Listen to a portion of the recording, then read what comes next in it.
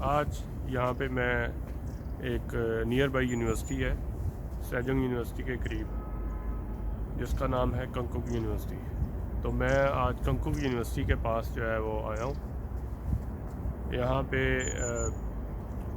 मेरा थोड़ी अपॉइंटमेंट थी, तो मैं उस सिलसिले में यहाँ पे इनका एक हॉस्पिटल भी है, पब्लिक हॉस्पिटल, तो मैं वहाँ पे आया था। तो अभी मैंने सोचा कि चलो 5-10 मिनट की वीडियो बना के शूट करता हूँ इधर। यूनिवर्सिटी बड़ी आइडियल लोकेशन पे है, तो इनका जो हॉस्पिटल है उसमें हर तरह का ट्रीटमेंट अवेलेबल है। किसी भी मर्ज़ के रिलेटेड हर तरह का ट्रीटमेंट, जिसमें लाइक 100% इंश्योरेंस जो है वो कवर करती है। So this hospital consider one of the best hospital at the centre of Seoul. बच्चों के जो इमराज हैं उनसे रिलेटेड, और अडल्ट्स और इवन के ओल्ड जो हजरात हैं उनकी बीमारियों से रिलेटेड यहाँ पे वसी जो है वो ट्रीटमेंट्स, वो जो ज़राए हैं वो अवेलेबल हैं। और बहुत सारे लोग इन फैसिलिटीज़ से इस्तेफ़ादा जो है वो उठाते हैं। तो मैं यहाँ पे अपनी रूटीन चेकअप के लिए आया था। तो इसमें थोड़ा प्रोसेस मैं आपको बताता चलूँ कि इसमें सबसे पहले जो है वो आपने काउंटर पे जाना होता है। ये आपको एक पेशेंट नंबर जो है वो जारी करते हैं। तो उस पेशेंट नंबर से फ़र्स्ट टाइम आपको रजिस्ट्रेशन करवानी पड़ती है। तो नेक्स्ट टाइम जो है जब एक दफ़ा आप एनरोल हो जाते हैं इनके सिस्टम में, तो whenever you want to see a doctor they you need to pay first. ठीक है, इनमें ये जो है वो है।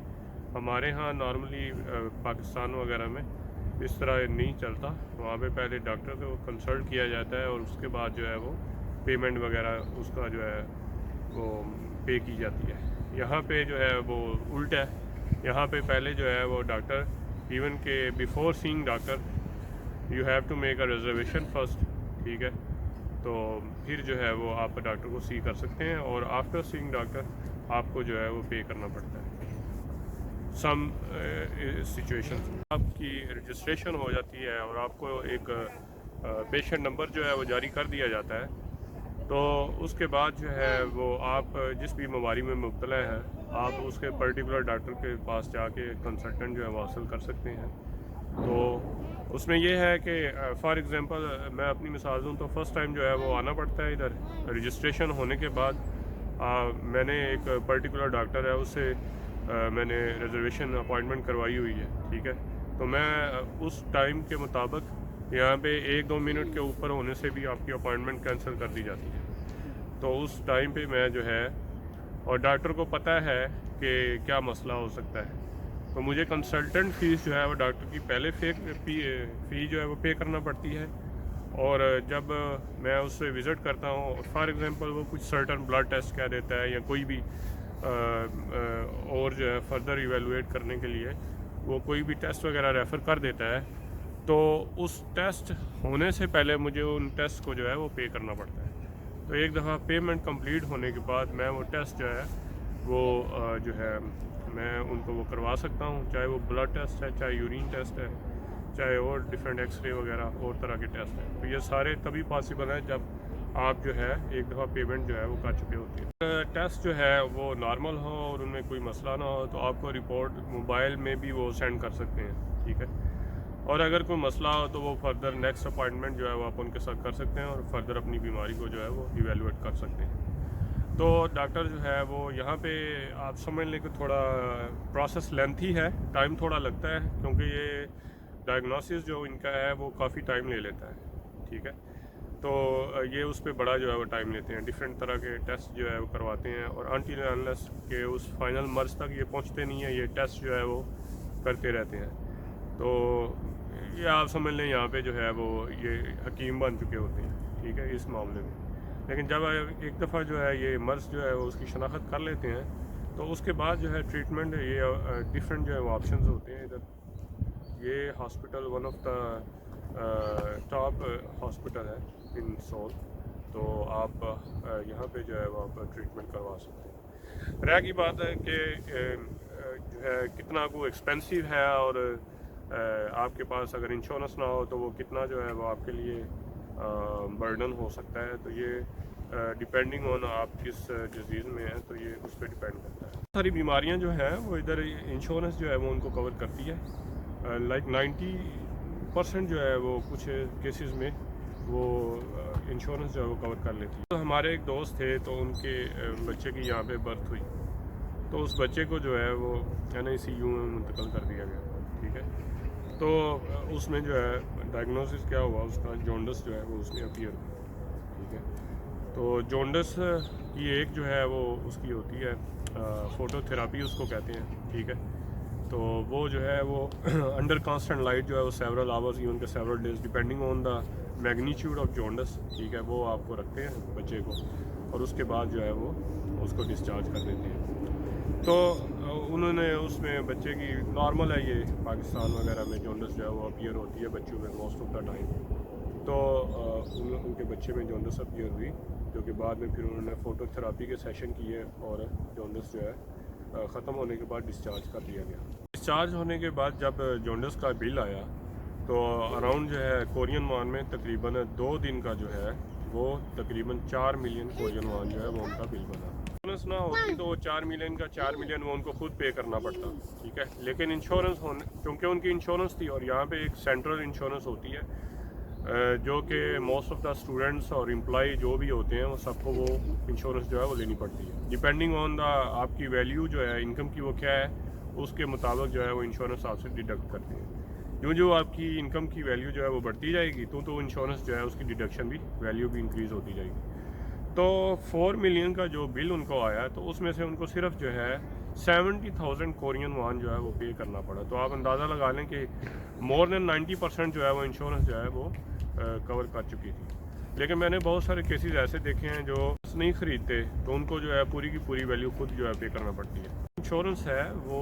ऑटोमेटिकली आपकी जब पे आती है तो उसमें से डिडक्ट हो जाती है।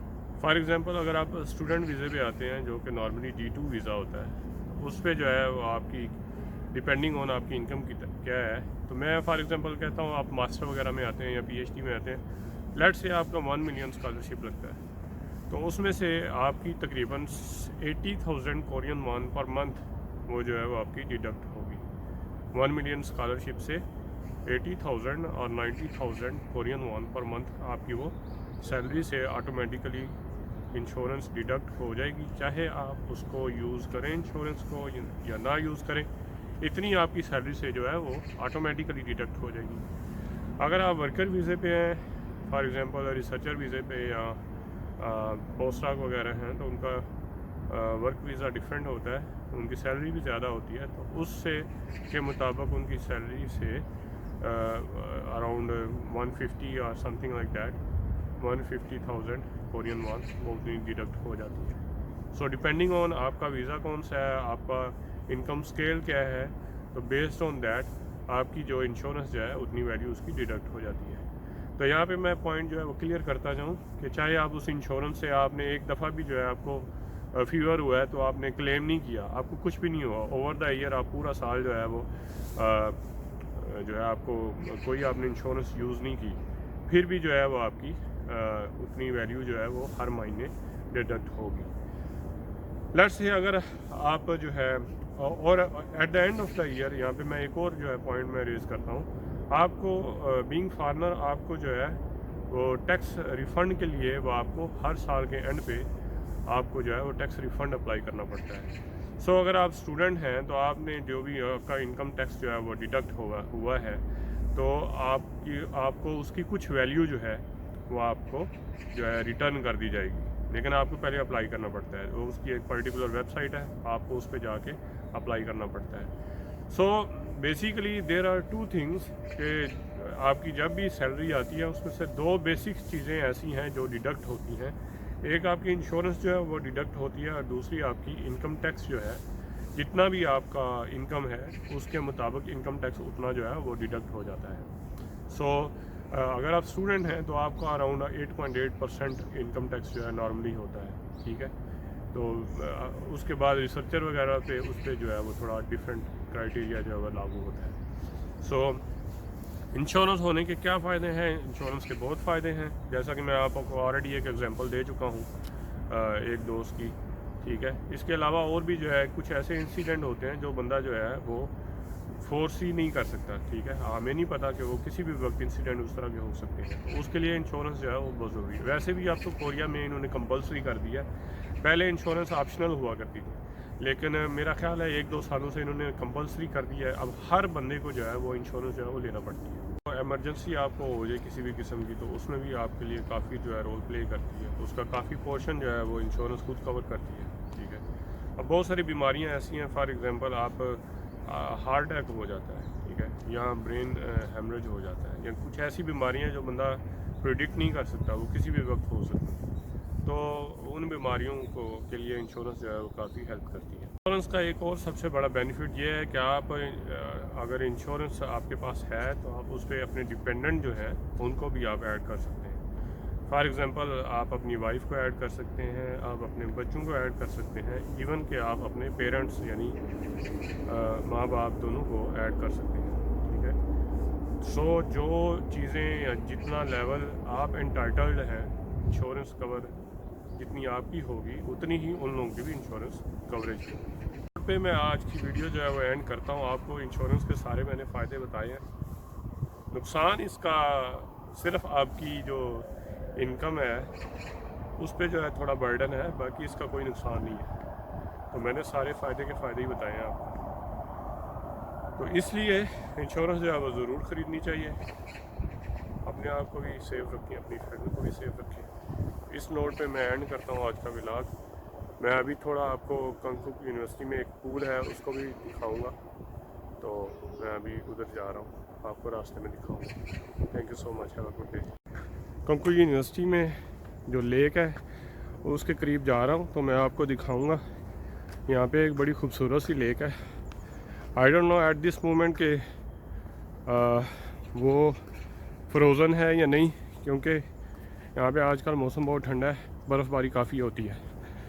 तो let's see, we will see together कि मैं काफ़ी दिनों बाद आज आया हूँ इधर, तो हम देखते हैं कि आया कि जो लेक है वो फ्रोज़न है या नहीं। तो ये अभी हम कंकुक यूनिवर्सिटी के अंदर से ही जो है वो जा रहे हैं। ये छोटे छोटे इंडोर जो है वो इन्होंने सिटिंग एरियाज़ जो है वो बनाए हुए हैं, एज़ यू कैन सी, ठीक है। ये जो सिटिंग एरिया है इनके दरमियान में भी बर्फ़ जो है वो काफ़ी आपको नज़र आ रही होगी, काफ़ी बर्फ़ जो है वो पड़ी हुई है।